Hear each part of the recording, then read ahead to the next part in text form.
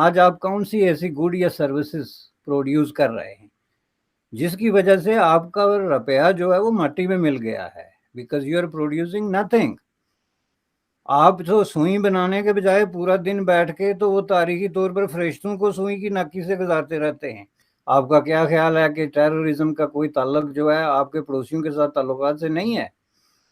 افغانستان کو اگر آپ فتح کرنے یا اس کو بیچ کر کھانے کے منصوبے نہ بنا رہے ہوتے تو افغانستان کیا ٹی ٹی پی کو پناہ دیتا، یا ان کو جو ہے وہ کوئی اس طرح کی لاجسٹک یا اس طرح کی ہمت ہوتی کہ وہ پشاور میں اس طرح کا کام کرتے؟ اگر کرتے تو کر کے جاتے کہاں؟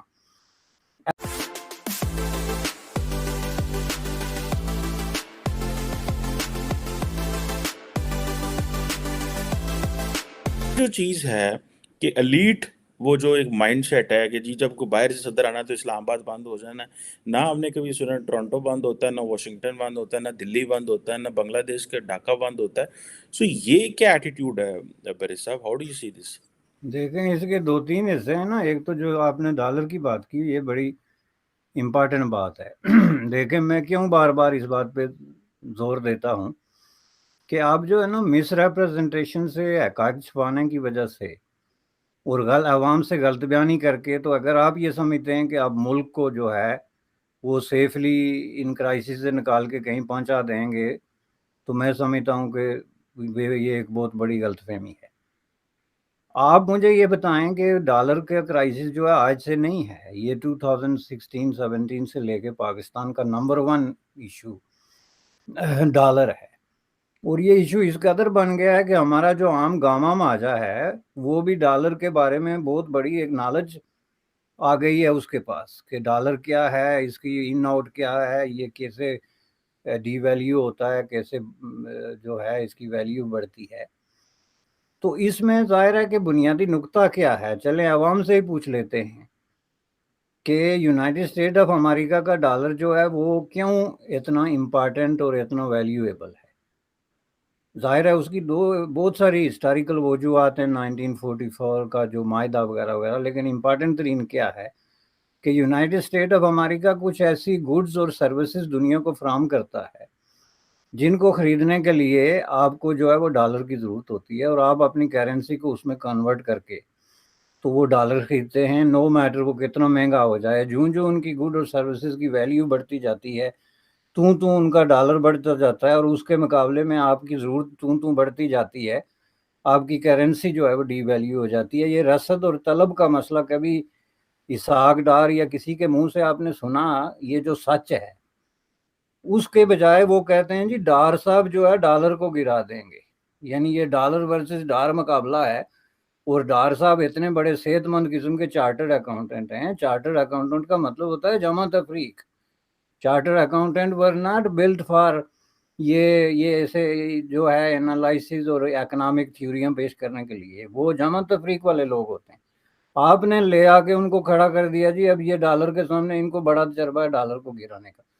میں نے مثال دی آپ کی، آپ کو یہ جو طلب اور رسد، ڈیمانڈ اور ضرورت کی، اور کیوں امریکہ کا ڈالر اتنا اہم ہے، تو اس کے مقابلے میں آپ مجھے یہ بتائیں کہ پاکستان ایسی کون سی چیز جو ہے وہ ایکسپورٹ کرتا ہے جس کی وجہ سے اس کے روپے کی طلب اور رسد میں اضافہ ہوگا؟ سمپل تھیوری ہے نا. تو اس کا مطلب یہ ہے کہ آپ ایک چیز کرتے تھے، کاٹن کہہ لیں، کپڑا کہہ لیں، ایک وقت کی بات تھی، لیکن آج آپ کون سی ایسی گڈ یا سروسز پروڈیوس کر رہے ہیں جس کی وجہ سے آپ کا روپیہ جو ہے وہ مٹی میں مل گیا ہے، because you are producing nothing. آپ تو سوئی بنانے کے بجائے پورا دن بیٹھ کے تو وہ تاریخی طور پر فرشتوں کو سوئی کی ناکی سے گزارتے رہتے ہیں. اس پہ بحث نہیں کرتے کہ ہم سوئی کیوں نہیں بنا سکتے. آپ کی سائنسز، آپ کے علوم، آپ کی ایجوکیشن سسٹم، آپ کی economy, any thing you mention, تو اس سب کا یہ حال ہے. اب تو یہ سچ کیا پاکستان کے عوام ڈیزرو نہیں کرتے کہ ان کو کوئی وزیر خزانہ یا وزیر اعظم بتائے کہ بھائی ہمارے پاس کوئی میجک نہیں کہ ہم جو ہے ڈالر کی جو ہے وہ ٹانگیں باندھ لیں. یہ ایک پروسیس ہے جس میں ہم بہت پیچھے رہ گئے ہیں، اور اب ہم نے جو ہے we have to start from the scratch. تو اس کو واپس لانا ہے، آپ لوگ تعاون کریں. یہ ہے سچائی. اس کے جواب میں ایسے ایسے میجیکل باتیں ہو رہی ہیں جناب، وہ ہم یہ کر دیں گے، فلاں صاحب آ رہے ہیں. اسی تناظر میں آ رہے تھے یو اے ای سے جو آپ نے بات کی. وہ کیوں آ رہے ہیں؟ پہلا سوال یہ ہے، why somebody would visit Pakistan. میں نے کہا نا کہ what you have to offer. ایک وقت تھا جب آپ نے اربوں کو بلیک میل کیا نیوکلیئر کے نام پہ. اب یہ ہے کہ وہ جو ایک مووی بنی ہے وہ صحیح ہے یا غلط ہے، پروپیگنڈا آرگن ہے یا کچھ ہے، لیکن اس مووی کو بھی غور سے دیکھنے کی ضرورت ہے، چونکہ وہ پبلک سینٹیمنٹس کو ریفلیکٹ ضرور کرتی ہے. Movies are not about realities, they are not documentaries, اور کوئی ایسی ریئل شو نہیں ہوتے. وہ تو ہوتی ڈراماٹک ایک ورژن ہوتا ہے کسی چیز کا. تو اس میں کیا یہ بات سچ نہیں ہے کہ جو ہے لیبیا نے پیسے دیے، کرنل قذافی نے پیسے دیے، اس وقت اربوں نے کنٹریبیوٹ کیا، ایک ڈیفرنٹ ٹائمز تھے وہ اس کے اندر جو ہے. لیکن آپ اگر آج توقع رکھتے ہیں کہ آج آپ نیوکلیئر کا جھانسا دے کے تو عربوں کو یا کسی اور ملک کو جو ہے وہ ڈرائیں گے یا ان کی کسی طرح کی جو ہے وہ مدد لیں گے. اب کیوں آ رہا تھا یو اے ای کا؟ کیا پاکستان میں کوئی انویسٹمنٹ کے لیے کوئی ماحول میسر ہے؟ آج آپ کا پشاور کا جو کام ہوا ہے اس طرح کے ماحول کے اندر، کیا کوئی سرمایہ کار کا کوئی مذہب نہیں ہوتا کہ یہ عربی ہے یا اسلامی ہے اور یہ دوسرا ہے؟ سرمایہ کار انویسٹر از اے انویسٹر. اس کا اول اور آخر جو ہے وہ کنسرن ہوتا ہے اس کے پیسے. اب پاکستان میں ماحول اتنا بڑا آپ نے ہاسٹائل بنا دیا ہے کہ نو بڈی کین انویسٹ. یہاں پہ جن لوگوں نے پیسے، وہ آپ نے انٹرسٹ ریٹ آفر کیا تھا بہت بڑا، باہر سے لوگوں نے پیسے ٹرانسفر کیے تھے، وہ لوگ واپس بھاگ رہے ہیں آج کل، کسی نہ کسی طریقے سے ری ٹرانسفر کر رہے ہیں دوسرے ملکوں میں. ہر آدمی یہ سوچ رہا ہے کہ میں کسی طریقے سے پاکستان سے نکل جاؤں، اور پاکستان کو جو ہے وہ سمجھتے ہیں کہ یہ ایک ڈوبتی ہوئی کشتی ہے، جتنے جلدی چھلانگ لگا سکتے ہو لگاؤ. یہی وجہ ہے کہ آپ کے زر مبادلہ کے ذخائر اور اس طرح کی چیزیں اتنی کم ہو گئی. اور یہ میں بات کر رہا ہوں جو بہت بڑے محب وطن قسم کے پاکستانی ہیں، جنہوں نے پیسے یہاں سے ٹرانسفر کیے ہوئے تھے وہاں کے بینکوں میں، وہ 12% والی اسکیم کے اندر، ان سب نے واپس جو ہے ان کو ری ٹرانسفر کرنا شروع کر دیا. تو اس طرح کے ماحول کے اندر جناب آپ کے یہ جو چیلنجز ہیں یہ ایک دوسرے کے ساتھ جڑے ہوئے ہیں، اور ان کا تعلق آپ کی پالیسی کے ساتھ ہے. پالیسی پہ کوئی بات نہیں کر رہا ہے. یہ جو نئی حکومت آئی تھی، کیا انہوں نے کبھی ایک دفعہ بھی کوئی ڈیبیٹ کھولا ہے کہ جی ہماری پالیسیاں ہمارے پاؤں کی زنجیر بن گئی ہیں؟ یا چلے مان لیتے ہیں آپ کی پالیسیاں قابل فخر ہیں، so let's talk about it. کیا انہوں نے اس پہ کوئی گفتگو کرنے کی کوشش کی ہے؟ آپ کے سابق وزیر اعظم جو ہے وہ 3 سال تک جو ہے وہ کہتے ہیں لسی پی کے سوئے رہے، تو اب وہ کہتے ہیں کہ جناب یہ تو سارا مسئلہ ہی جو ہے جو یہ تھا اور وہ تھا اور میں ہوں تو یہ کر دوں گا. بھائی یہ عوام کے ساتھ فراڈ ہو رہا ہے، پاکستان کے عوام کے ساتھ ہر طرف سے.